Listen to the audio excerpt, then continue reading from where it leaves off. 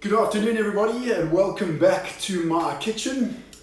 This is day 2 of lockdown here in South Africa, and our challenge to ourselves, which we set yesterday, was we were going to create 21 recipes in 21 days. And we were going to focus on thrifty style recipes to assist all of you out there for some cool ideas, since we all went and bought ingredients for the zombie apocalypse that's rapidly approaching. Today we'll turn the humble baked bean into a bean and cheese burrito, and we're not playing games here. Cheapest you can get. Why go expensive when there's zombies approaching? So we're going to get really creative with this today, and we'll hope you enjoy it. Right, so first things first, we're going to make kind of our version of a nice little Spanish rice. Has to go inside the burrito when you roll it up, fill it up nicely. But I don't really like doing a kind of a plain sort of rice, and there's no real need for it. So I'm just going to get a little pot on the go here, a little bit of oil, and what I'm going to do is I'm going to fry up some carrots and onion to start, and a couple of spices.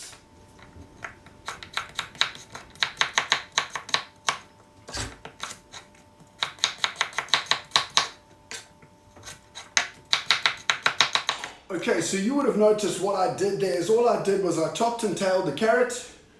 I basically left the skins on, because if you're peeling carrots, you're daft.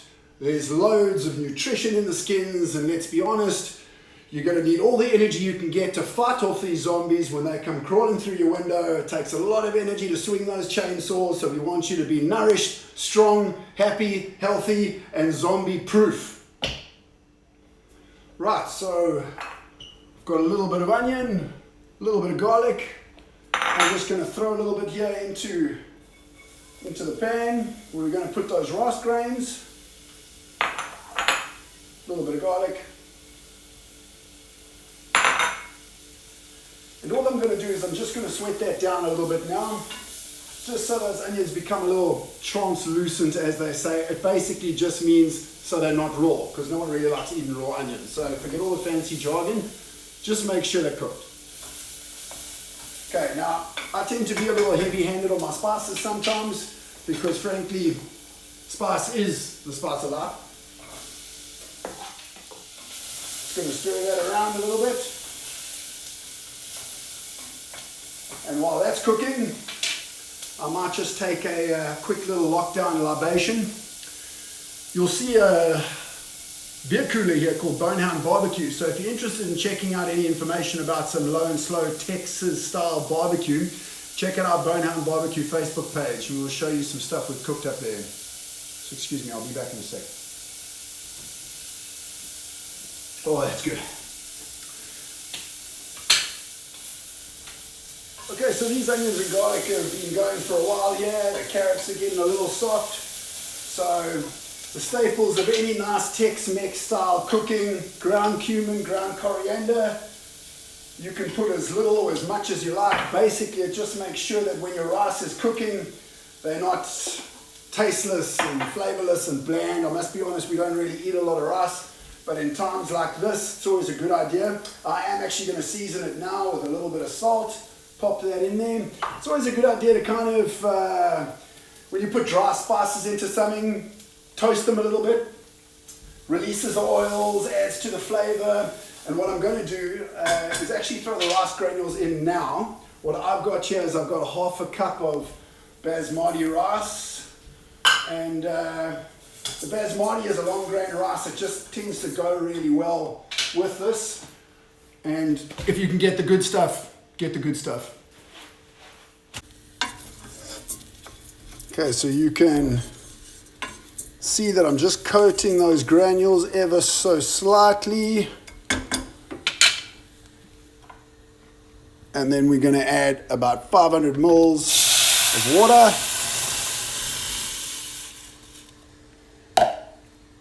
Give it one last little stir. I'll let that come to the bubble and forget about it. Okay, so our basmati's on the go. Basically, when it comes to the boil, turn the heat all the way down. Just give it a little stir. Leave the lid off. It cooks really quickly. It's a small grain rice. So now you've got 15 minutes. You can do what you like. have a couple beers, you can go play with your kid, whatever you want to do. Yes, Stein, what's up? I can hear you. You can hear me? Yeah. Yeah, so what you want? Chase me. Chase you? Yes. Must I chase you? Yes. Safe between those lines. The scaffolding will cheer and console you. But remember what your mother told you. Good help is so hard to find for people who are so refined. Trying to turn into a skid in this never-ending grid. Okay, right, so the rice is ready, and just before we get started on the beans, I thought I'd share with you my little way of how I do salsa. What we've got here is we've got a nice tomato, onion, fresh coriander. I actually cut up a little bit of cabbage to put it in there. It gives it some nice texture, and you certainly want to always add some fresh limes if you can. Don't really bother with lemons too much, so you can't replace limes at all. So I just give it a rub, it just softens the flesh on the inside, gives you some of the juice. Okay, so here's a quick little way of how I do my salsa. Salt, tequila, lime. Okay, so time for us to kick things off now with the beans. I've got some onion and garlic going in the pan, and I'm going to add some really nice big brown mushrooms because it adds a lot of meatiness. So for any of you out there that are also trying to kind of get a meat-free diet going, these big brown mushrooms are really nice, really meaty, kind of earthy. I dig them, we use them a lot. So just chop them up nice and rough, as you can see. As soon as this onion and garlic starts to brown, you can throw these mushies in. Give it a little toss. Okay, the onions and garlic are getting nice and brown. Mushrooms are starting to soften. Again, as much ground coriander, as much ground cumin as you like. You can get as fancy as you like. I'm not too concerned about containers.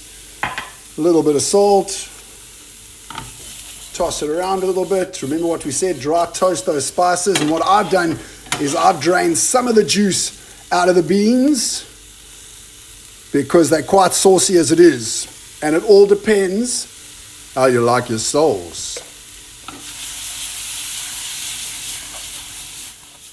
Okay, right, so I've turned the beans all the way down. I've got it on a nice low heat because essentially we want those mushrooms now to impart some of that flavor into the beans. This is the idea. We're taking a really cheap, simple little staple like a baked bean and we're making it dead sexy. So what I want now is I've had a taste. I'm kind of happy with the salt is. I'm not going to add sugar to that because that kind of tomato-y syrup that it's in is sort of sweet enough. So I'm going to add a little bit of Worcester sauce. This stuff is great. It just adds a nice little punch of pure MSG, which of course, as we all know, is radically good for us. So I'll give that a little toss around.